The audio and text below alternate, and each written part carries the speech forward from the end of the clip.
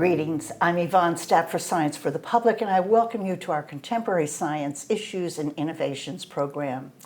At the Large Hadron Collider at CERN, the third run is now underway, and here to tell us what that might reveal about the origin and structure of matter in our universe is Professor Markus Klute. Dr. Klute is a professor of physics at MIT, and he is also the Humboldt Professor of Physics at the Karlsruhe Institute of Technology in Germany. Dr. Klute's team played a major role in the discovery of the Higgs boson in 2012, and he is a leader in detector design and data analysis at the LHC. Dr. Klute, welcome back, and thank you so very much for joining us. Thanks for having me. And I'd like to start by asking just about the LHC itself. Then what is that big machine for, the biggest machine in history? At the essence, we try to understand what the fundamental building blocks of matter are. Yeah. What is everything made of, and how are those particles then interacting with each other? And we have a good model for this. It's called the standard model in particle physics. And with the LHC, we're testing this standard model. We test the interactions we already know, but we're also looking forward to discover potentially new interactions and new particles. So that, at the essence, is what this machine is for. And we can't just grab an atom and take it apart and get those particles. Is that it? You need to crash them. So if you want to understand what things are made of, you typically take them and break them apart. Right. And then, if you want to understand the cell, for example, you take a microscope, and the LHC is a powerful microscope. We take very high energetic particles to look very deeply in spatial resolution into the structure of matter and the structure of a proton, for example. But the fact that we have particles at very high energies also allows us to produce new particles which are potentially very heavy. Many users probably know E equal mc squared, right? The famous formula, and we're using exactly this. We use a lot of energy in order to produce potentially massive particles. Okay, and these will reproduce particles that existed at the very beginning of the universe, right? Exactly. Those particles are typically not what everyday matter is made of. This table, for example, is made of matter, of atoms. Those atoms are made of protons and neutrons, and those protons and neutrons are made out of two different quarks. So-called quarks, fundamental particles, only two of them. But there exist more, heavier of those particles, but they're not stable and they don't exist in everyday matter. Okay. But they did exist in the early universe, and they in part also exist in the current universe in very high energetic particles or rays which are out there and bombarding the planet every day. Oh, cheery. Okay. And so it's a very important thing that the rate of the acceleration will give you more information, right? And that's what each run has represented, an uptake in or an increase in the acceleration and That's right. We started with very first collisions in the end of 2009 at the injection energy of the LHC, and then in 2010 we ramped this up to 9,000 times the energy of the mass of a proton, 7,000 times. And then in run 2, in 2011 and 12, we started to, in 2015, we started to accelerate the protons to even higher energies in the hope to produce heavier new particles formed of matter. We didn't succeed in that, but the machine was very successful and told us a whole lot about, for example, the Higgs boson. So now this was run 2, which ended in 2018.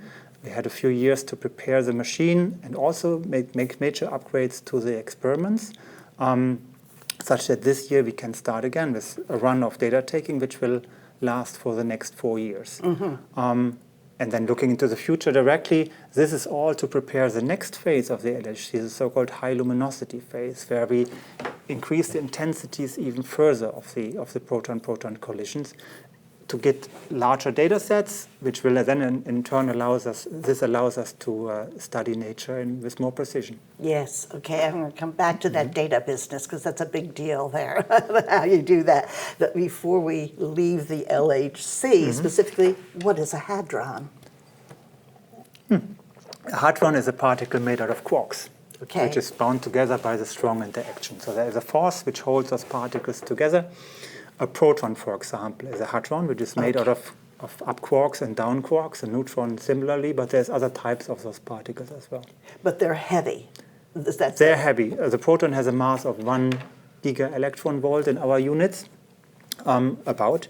And the LHC is called a Hadron Collider because it takes those protons and collides them. Okay. It also collides heavy iron, like lead, for example. I thought they did like lead sometimes, but in any case, but now we've got that set. You need a heavy particle for colliding. We could use elementary particles like electrons and positrons, and we have done this in the past. However, when they circle around on an orbit, they radiate. They are forced to go on a circle, so they radiate photons off.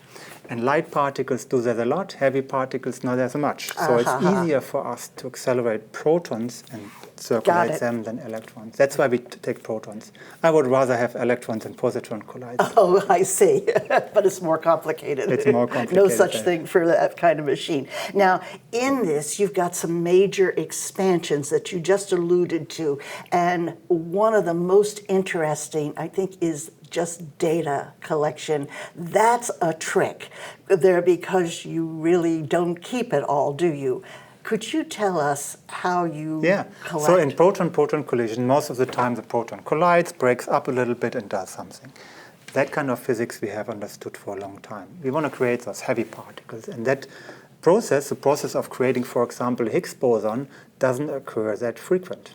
It's like rolling the dice. And only in 10 to the 11 cases we produce a Higgs boson. That's why we have to produce those many collisions, such that every now and then we have a Higgs boson to study.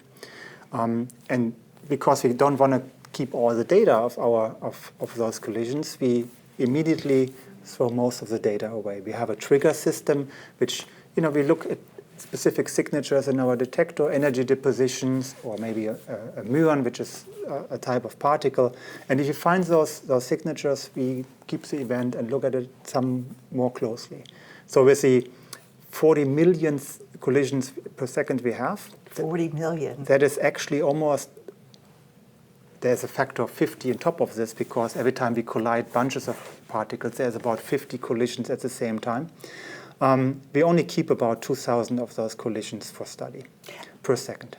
And that's sort of calculated ahead of time. Is that the idea? That's what a trigger system... The trigger system is designed to lower the rates. So we know a priori, we know before we start the experiments how much data is being produced. It seems like such a hard task. Is it that calculating, because you might get unexpected things, and so that would be built in, I guess, to the trigger system also, to look for these kinds of things? Yeah, we look for the standard things we are interested in measuring, but we have to make sure that we also are able to see the unexpected. Right? That sounds weird. We want to trigger on something, we don't know exactly how it looks, but we have a bias or an assumption how this new physics might look like, and we have designed our triggers to be sensitive to those. Right. So that seems like a lot of preparation. When you many years. Many years. Okay. So that's a comfort. The first ideas for the LHC came in the 1980s. Yes. When I went to high school, or even before that.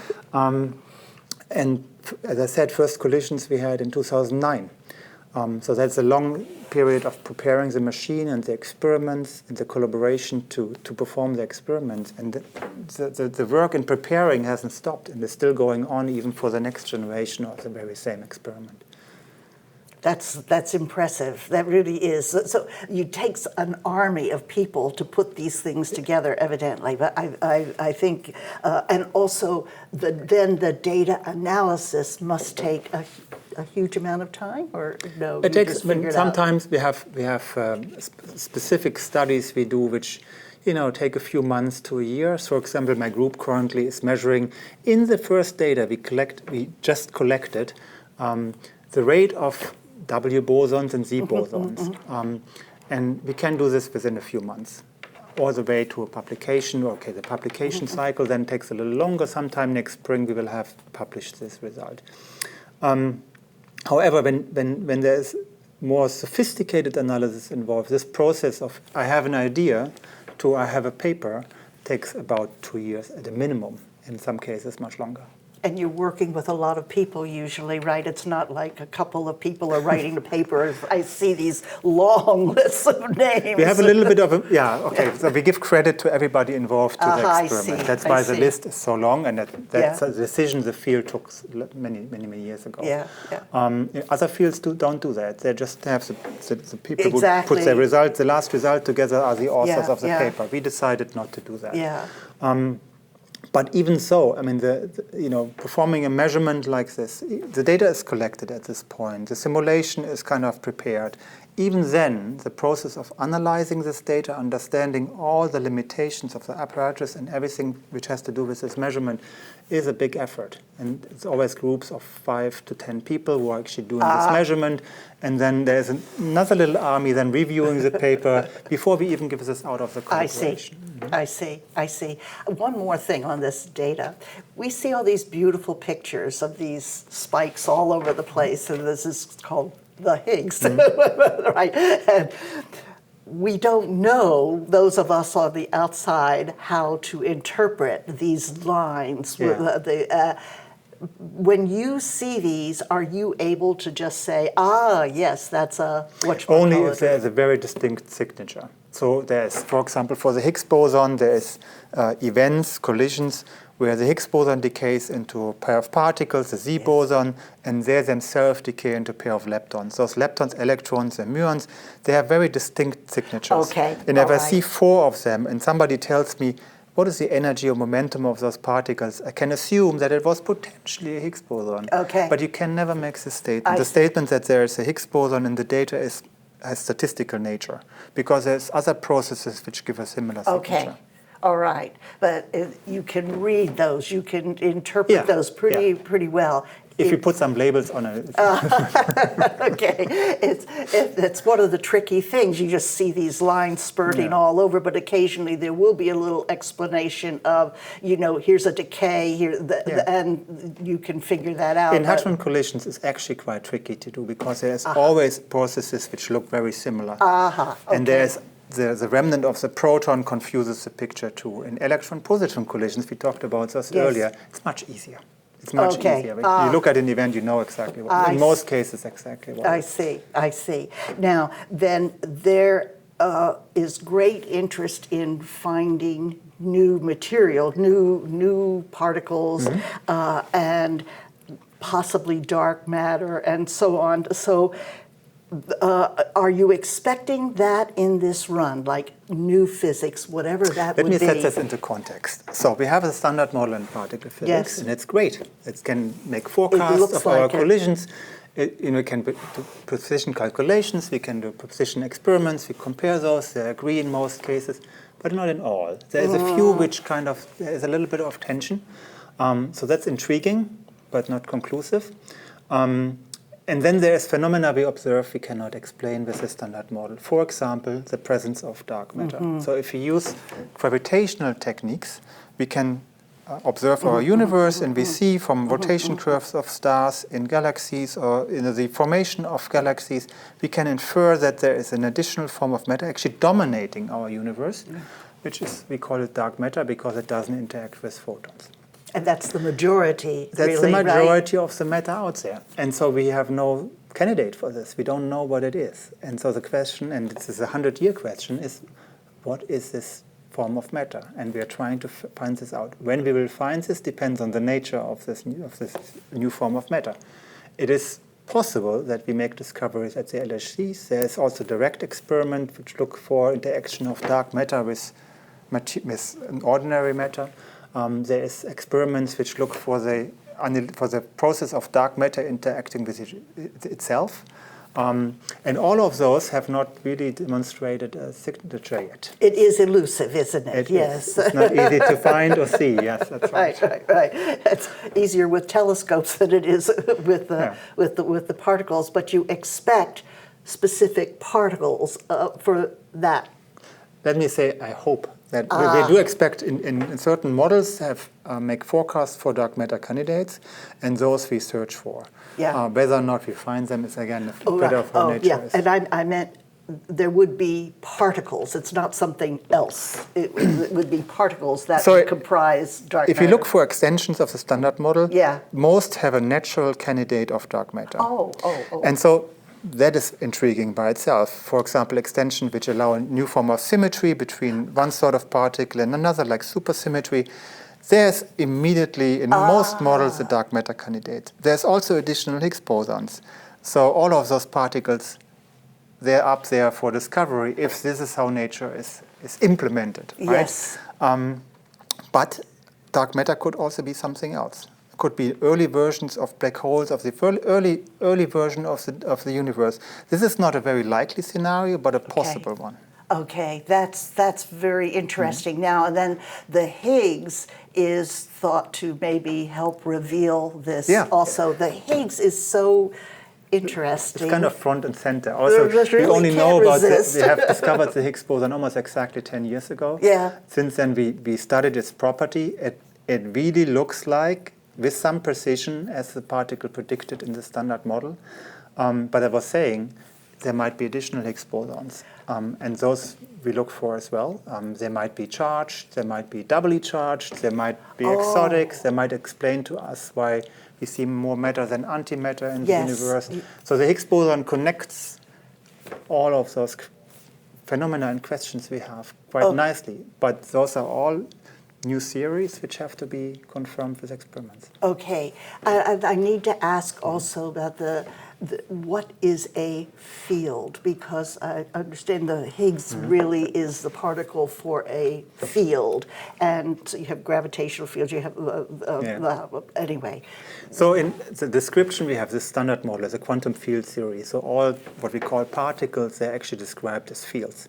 Those are the particles like an electron, but also the particles like a photon described as a field. So when I talk about a particle, I'm actually talking about a field. But in the theory, the Higgs mechanism itself is implemented in the standard model in the way that there's an additional field being proposed. That field has some rules, and out of those rules comes then an interaction of the field with particles, and that interaction gives mass to an electron or to the particles inside a proton quarks, and so on. So it does give mass.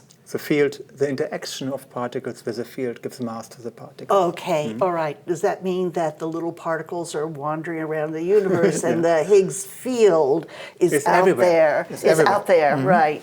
And as they go through, the Higgs assigns them their mass? No, they interact with the field, and that interaction is what we call its mass. So we have actually the textbook measurement of the LHC so far is a measurement which measures the strength of the coupling of those particles to the Higgs field. And then if you compare this to the mass, you see a line. And that line, by connecting through the individual particles, tells us that the strength of the interaction gives mass to the particle. Those two things are interconnected. Does that help to answer, I hope this is not too naive, but these particles all have different mass. Yeah. And I've often thought, well, being not a physicist, you can tell these particles are wandering through, then they would get the same mass, but they don't. And then the fact that they don't seems to help them fit together in some way. I don't know if that's true or not, but why do they have different mass? That is a very intriguing question, Oh, and it's not naive at all. I thought it was so naive. There is the top quark, which its coupling to the Higgs field is about 1.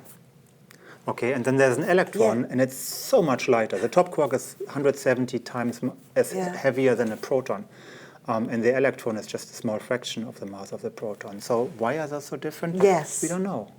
They are parameters of our model. Why they are the way they are, we don't know. And it's super important because the mass of an electron defines the size of an atom, decides how molecules are built, decides how we look like. Yeah. And we wouldn't be here if the mass would be dramatically different. Right, defines. For the up quark and the down quark is even more. They're very close in mass, and the fact that one is a little heavier than the other one determines that the proton is stable and the neutron is not. And without that, we wouldn't be here to ask this question. Isn't that something? Yes, because that's the impression that I thought was so naive, but it does seem like things have to fit very precisely. Those masses must have been assigned early on. They didn't evolve. And that they're incredibly... That is the question. So there's models in which the masses are, there's one scale, and the masses break down as the universe cools off. Oh. That's not the standard model. Those are alternative models to the standard model. And it would be fantastic to find evidence for this, but we don't have that. I'll try that again. So at the moment. At the moment, they're just parameters. They're just things we measure. Right. And they're the way they are. Right. They have the numbers they have. In any case, the Higgs opens up a lot of information. That's right. You knew it was out there, basically, but it has provided a lot of confirmation or maybe new information. Are there other things you expect from this, the Higgs? So there is a question of matter, antimatter. Yes. There is a question of dark matter, or the Higgs being, we call this a portal. It is kind of a connection between the dark sector, the sector where dark matter exists, and our sector around here. That's possible. And there's a few other questions which are interesting. For example, why are the masses of the elementary particles the way they are? Yes. Those we can infer by finding additional Higgs bosons or by measuring more precisely the property of the Higgs boson we already discovered. Right. And so the larger data set of the RUN 3 and also the future of the LHC, they will allow us to improve on the precision of those measurements and potentially also allow us to discover additional Higgs bosons. Yeah. So that's my trajectory of research. That is really interesting. The antimatter also, there's possibilities of just opening. Is it true that it's rather unique, the Higgs sort of there by itself? Or it's not so unique? No, it's absolutely unique. We don't have another scalar particle. I've seen it on the charts, and it's just sort of hello, out there by itself. That's really interesting that they were able to find it, able to predict it, able to define it as well. That's anyway, very interesting thing. And it's so there are things that are able to evade the Higgs, right? Neutrinos. We don't know. We don't know. Okay, so all right. we talked about because the small mass of the electron. The neutrinos are on a much different scale. Yeah. Okay. We haven't even measured their mass yet. We just know that they have mass. It's, by the way, an experiment we conduct in Karlsruhe. It's a Hadron experiment, which its purpose is to measure the mass of the neutrino. But whether or not the neutrinos also get their mass through a coupling with the Higgs field or not, we don't know. We will not be able to measure this ever, but we can measure the nature of the neutrino mass. If the mechanism is different than the mechanism which gives an electron a mass, we will be able to observe this with different kind of experiments. Right. The neutrino is just so light. Your own work, what's your sort of big interest at this time? So one question is, the Higgs boson. How can we improve on the measurements we have? So we have data.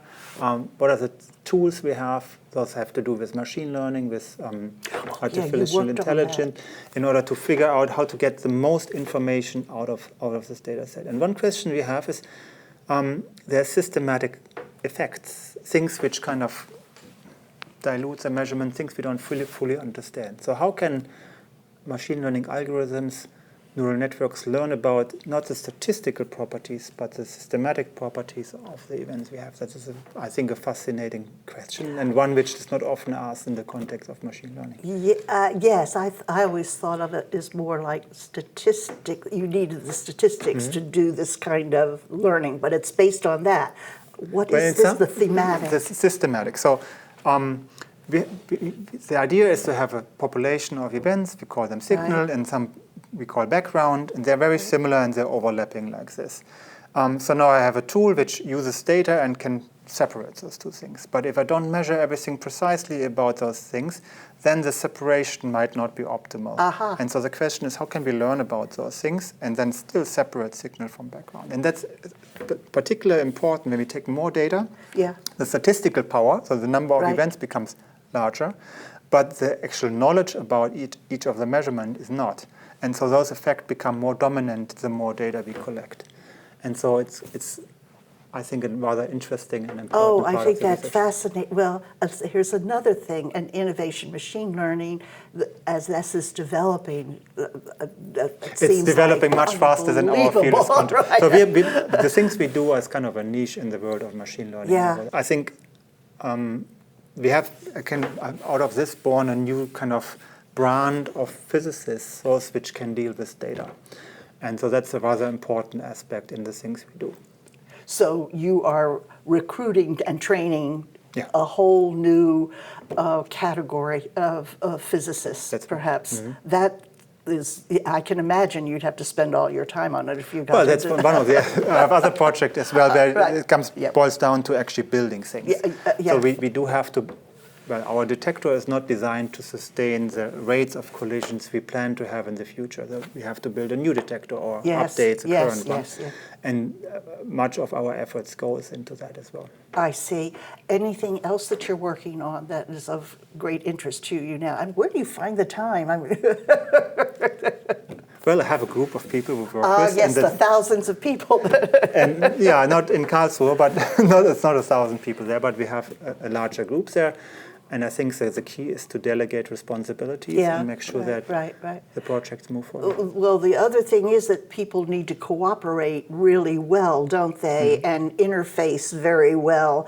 And it seems like that's not always possible. But I always think of the LHC as very special in that regard. And I'd like to ask you, if I may, about that very unique community. I don't know if there is such a community elsewhere. There's examples like this, right? So the point is that we, as particle physicists, we are focused on specific questions and try to find solutions to answer them. That's where the technology comes out from.